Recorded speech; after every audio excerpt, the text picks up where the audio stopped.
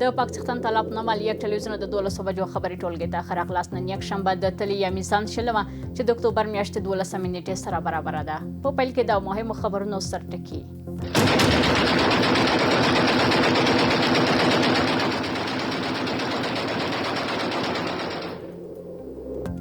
پر پاکستان غچ اخیستونکی برید. ملي دفاع وزارت وایي د پاکستان امنیتي ځواکونو پر مراکزو غچ اخیستونکي او بریالي عملیات ترسره شول.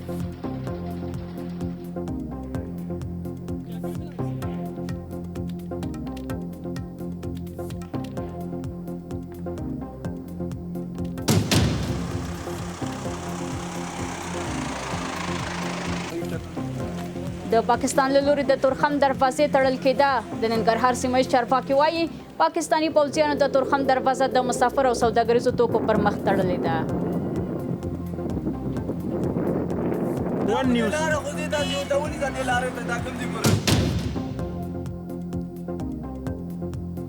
او په مصر کې د غزې د سولې په اړه نړیوال کنفرانس.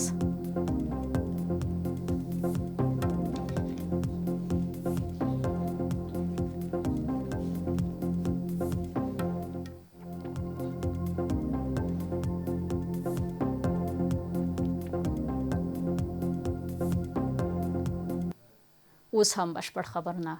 د افغانستان پوځ د پاکستان د بریدونو په ځواب کې غچ اخیستونکي عملیات ترسره کړي دي. د ملي دفاع وزارت ویاند عنایت الله خوارزمي ویلي چې د پاکستان له لوري د افغانستان د هوایي حریم د پرله پسې نقص او بریدونو په ځواب کې د ډیورنډ کرښې په اوږدو کې د پاکستاني امنیتي ځواکونو پر مراکزو غچ اخیستونکي او بریالي عملیات ترسره کړي دي. ښاغلي خوارزمي د یک ټلویزیون ته ویلي د عملیات د جمعې پر شپه ترسره شول او د شپې په 12 بجو پای ته ورسېدل. نوموړي زیاته کړه که مقابل لوری بیا د افغانستان حریم نقص کړي وسلوال پوځ د خپل حریم دفاع ته چمتو دی او کلک ځواب به ورکړي. د افغانستان او پاکستان اړیکې په دې وروستیو کې د پاکستان د هوایي بریدونو له امله ترینګلې شوي دي. افغان حکومت دا بریدونه د افغانستان پر ځمکنۍ بشپړتیا ښکاره تیری بللی او خبرداری ورکړی چې دا ډول اقدامات به بې ځوابه پاتې نشي. د دې موضوع په تړاو د بحث لپاره راسره د دوهم سټوډیو لارې زموږ همکار علم الدین فیضي صاحب راسره دی. فیض صاحب ستړي مه شئ. پر پاکستاني پوستو د افغان ځواکونو د بریدونو وروستي جزئیات څه دي؟ بله اغلې ګلسم، حق اخیستل کیږي، ورکول کیږي نه.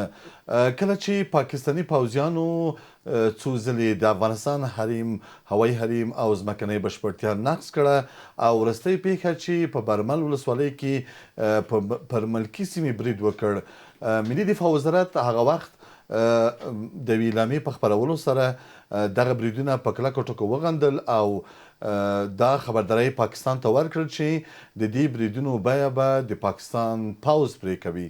همدا و چې تیره شپه په کونړ، ننګرهار، پکتیا، پکتیکا، خوست، هلمند او قندهار کې د افغانستان امنیتي ځواکونو، دفاعي ځواکونو په د ډیورنډ فرضي کرښې ته څیرمه پر پاکستاني پوستو خپل بریدونه پیل کړل چې تر 12 بجو پورې دغه بریدونه دوام درلودل او د قطر او سعودي عربستان پر غوښتنه او په منځګړیتوب البته دغه بریدونه او دغه جګړه درول شوې وه، ودرېدله.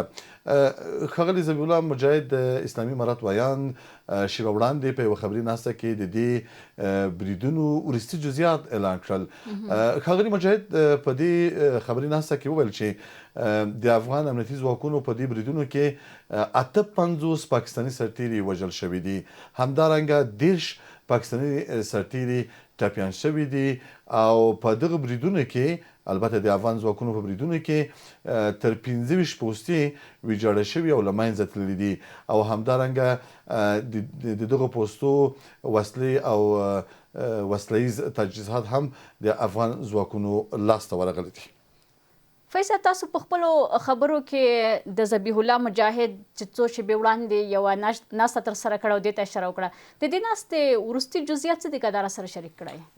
بلې اغلې ګلسم، ښاغلي مجاهد د پاکستاني پوستو د افغان ځواکونو له بریدونو وروسته نن 11 بجې د رسنیو مرکز کې یوه غونډه راوبلله او خبري ناسته یې ترسره کړه چې د په خپلو خبرو کې لومړی یادونه یې دا وکړه چې د پاکستان په پوځ کې یوه ځانګړې کړۍ ده چې دوی تل دغه کړۍ تل په نړیوالو سټیجونو کې همدارنګه په نورو ځایونو کې د افغانستان خلکو پر ضد منفي تبلیغات په لاره اچولي دي، همدارنګه د نظام پر ضد منفي تبلیغات او همدارنګه د خلکو په ذهنونو کې منفي فکرونو د ترویج او دودولو په موخه وای دوی ډیر هڅې کړي دي او دا کارونه کړي هم دي.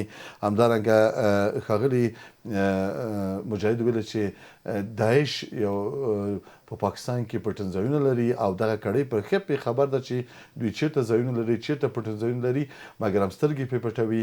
او ښاغلي مجاهد دا ویل چې دغه داعش پر پاکستان په خاوره کې پټن ځایونه لري، دوی په افغانستان کې ډېری بریدونه ترسره کړل، حتی په هرات کې د مولوي صاحب مجيب الرحمن انصاري د ترور موضوع یاد کړ چې دا هم په پاکستان کې د داعش لخوا پلان شوی و. همدارنګه په کابل کې څو علما شهیدان شول، دا یادونه وکړه چې دا هم د داعش په پاکستان کې پلان کړی و. دغه راز مجاهد دا یادونه هم وکړه چې د داعش کوم پټیزونه چې په پاکستان کې دي په ماسکو ایران کې د داعش وروستي بریدونه هم له همدې ځایه هغه سوي و، پلان سوي و. بل ښاغلي مجاهد پر پاکستان دا تور هم ولګو چې دغه پوځي په پوځ کې چې کومه ځانګړې کړۍ ده دوی د افغانستان خلکو په منځ کې د تفریقې اچولو په برخه کې ډېرې هڅې کړې دي او غواړي چې تفریقه واچوي او د افغانان له خپل نظام څخه بیل کړي او همدارنګه د افغانانو په منځ کې له ځینو حساسیتونو څخه دوی غواړي چې ګټه پورته کړي، که هغه ژبني دي که قومي دي. یعنې دوی د افغانستان ولس او نظام پر ضد ډېری تخریبي او ویجاړونکي هڅې کړي او دا هڅې وایي د دوی روانه دي. ډېره مننه فیضي صاحب. د افغانستان او پاکستان ترمنځ وروستۍ پیښو ته نړیوال غبرګونونه څه شی دي؟ نړیوال غبرګونونه زښته زیات و، خو زه باید په لنډو کې د سعودي عربستان د افغانستان او پاکستان ترمنځ د نښتو او په اړه اندېښنه څرګنده کړې ده. همدارنګه د سعودي د بهرنیو چارو وزارت اعلامیې په خپرولو سره د افغانستان او پاکستان ترمنځ د وروستیو نښتو او پوځي کړکېچ په اړه هم اندېښنه څرګنده کړه. په دې اعلامیه کې سعودي عرب د دواړو هیوادونو له حالاتو نږدې څارنې غوښتنه کړې او همدارنګه یې په سیمه کې د سولې او ثبات ملاتړ اعلان کړی دی. د وزارت په وینا چې ریاض له اسلام آباد او کابل غوښتي چې خپل شخړې د خبرو اترو او تفاهم له لارې حل کړي. همدارنګه قطر هیواد هم د دې شخړې د درېدو او د ستونزو د حل غوښتنه کړې.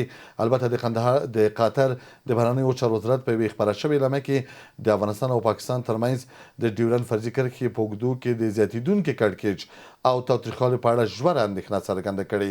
په اعلامیه کې ویل شوي چې دغه تاوتریخوالی نه یوازې د دواړو هیوادونو لپاره بلکې د سیمې د امنیت او ثبات لپاره هم احتمالي اغیزې لرلی شي. د قطر د بهرنیو چارو وزارت له دواړو لورو غوښتي چې د زغم او خبرو اترو له لارې شخړې حل کړي او له هر ډول پوځي کړکېچ او نښتو ډډه وکړي. اعلامیه ټینګار کوي چې قطر د سیمې د سولې ثبات او د هیوادونو د ځمکنۍ بشپړتیا ملاتړ ته ژمن دی. دغه راز د عمان ستر مفتي شیخ احمد خلیلي د افغانستان او پاکستان ترمنځ د ډیورنډ فرضي کرښې پر اوږدو د وروستیو نښتو په تړاو اندېښنه څرګنده کړې او له دواړو لوري یې غوښتي چې له زغم او عقلانیت څخه کار واخلي. هغه د افغان او پاکستاني ځواکونو ترمنځ د وسلوالو نښتو له کبله خواشیني څرګنده کړې او د سولې، تفاهم او ورورولۍ پر اهمیت یې ټینګار کړی. د عمان دغه ستر مفتي د اسلامي امت د یووالي غوښتنه کړې او ویلي چې شخړې د مسلمانانو ترمنځ د ویش، تاوتریخوالي او کمزورتیا لامل ګرځي. همدارنګه د ایران د بهرنیو چارو وزارت د افغان ځواکونو له لوري په ډیورنډ فرضي کرښه کې د پاکستاني پوځیانو پر پوستو انتقامي عملیات وروسته له دواړو لورو غوښتي چې د کړکېچ د زیاتېدو د مخنیوي لپاره له زغمه کار واخلي. د یاد وزارت ویان د افغانستان او پاکستان ترمنځ د وروستیو نښتو په تړاو اندېښنه څرګنده کړې او ویلي چې دواړه هیوادونه باید د یو بل د ملي حاکمیت او ځمکنۍ بشپړتیا درناوی وکړي. همدارنګه د بهرنیو چارو وزارت ویلي چې تهران چمتو ده د اسلام آباد او کابل ترمنځ د کړکېچ د راکمولو او د سولې ټینګښت په برخه کې همکاري وکړي. فیضي صاحب ستاسو له معلوماتو څخه نړۍ مننه کوم. اوس هم راځو د خبرونو دوام ته. د ننګرهار سیمه ییزو چارواکي وایي پاکستاني پوځیان د تورخم دروازه د مسافر او سوداګریزو توکو پر مخ تړلې ده. د ننګرهار د اطلاعاتو او کلتور ریاست د اطلاعاتو امر قریشي بدلون ویلي تېره شپه پر پاکستاني پوستو د افغان ځواکونو برید له امله تورخم دروازه د پاکستان له لوري نن سهار تړل شوې ده. د سیمه ییزو سرچینو پر وینا اوس مهال د تورخم له لارې هر ډول تګ راتګ درېدلی دی او لا څرګندن ده چې دا لاره به بیا کله پرانیستل شي. یا د دروازه د افغانستان او پاکستان ترمنځ تر ټولو مهمو سوداګریزو او ترانزیټي لارو بلل کیږي چې د دواړو هیوادونو د نښتو پر مهال وخت ناوخت تړل کیږي. له دې سره هممهاله د سپین بولدک لاره هم د مسافرو او هم سوداګریزو موټرو پر مخ تړل شوې ده. د فرانسې، هسپانیې او ایټالیا مشرانو اعلان کړی چې د غزې د جګړې د پای ته رسولو په موخه به د مصر په شرم الشیخ ښار کې د جوړیدونکي نړیوال کنفرانس کې ګډون وکړي. ایمانویل مکرون، پیدرو سانچز او جورجیا میلوني به د نړۍ له نورو مشرانو سره یوځای د ډیپلوماټیکو هڅو د ملاتړ لپاره ګډون وکړي. د راپورونو له مخې دا نسته به د امریکا د ولسمشر ډونالډ ټرمپ او د مصر د ولسمشر عبدالفتاح السیسي په ګډه مشرۍ ترسره شي او تمه ده چې د ملګرو ملتونو سرمنشي انتونیو ګوتریش او د بریټانیا لومړی وزیر هم پکې ګډون کړي. سرچینې وایي د کنفرانس پر مهال ښایي د اسرائیلي یرغمل شویو کسانو د خوشي کولو بهیر هم پیل شي، خو اسرائیل پخپله په دې غونډه کې ګډون نه کوي. بلخوا د فلسطین د حماس ډلې ویان حسام بدران د فرانسې خبري اژانس ته ویلي چې حماس به د شرم الشیخ په ناسته کې ګډون نه کړي ځکه دا ډله په دې بهیر کې شامله نه ده او د خبرو اترو پخواني پړاوونه یې د مصر او قطر له لارې تعقیب کړي دي.